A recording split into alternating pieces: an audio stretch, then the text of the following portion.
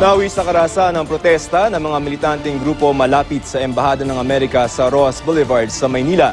Ayon sa grupo, dehado raw ang Pilipinas sa kapipirma lamang nakasunduang magpapadala sa pagbisita ng mga sundalong Amerikano sa ating bansa. May report si Ian Cruz.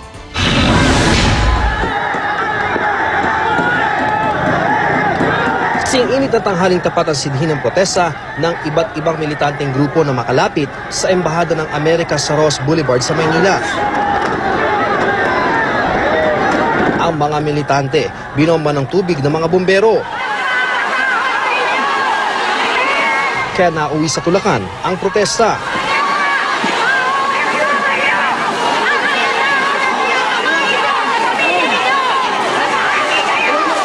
Nagkapaluan din.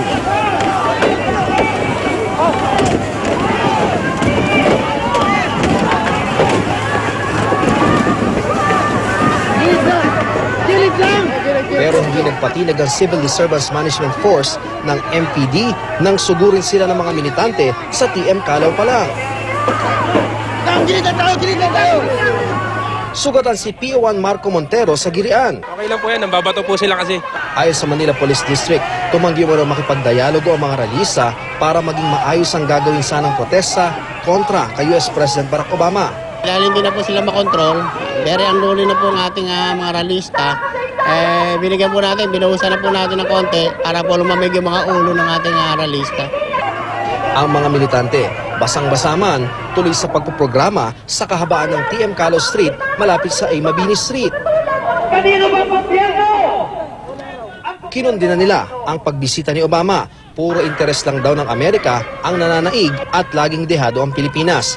Lalo na sa pinirmahang Enhanced Defense Cooperation Agreement o EDCA na misulang regalo raw ng pamahalang Aquino sa pagbisita ni Obama. Sinunog pa nga nila ang isang malaking watawat ng Amerika pero nahirapan sila dahil nabasa nga ang mga gamit nila. Hanggang sa Labor Day, ipapadama raw nila ang pagtuligsa sa EDCA.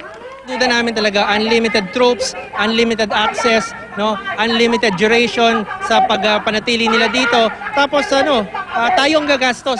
Kasi sabi ni Obama, tayo daw ang nag-imbita ng mga sundalong Amerikano. Ian Cruz, GMA News.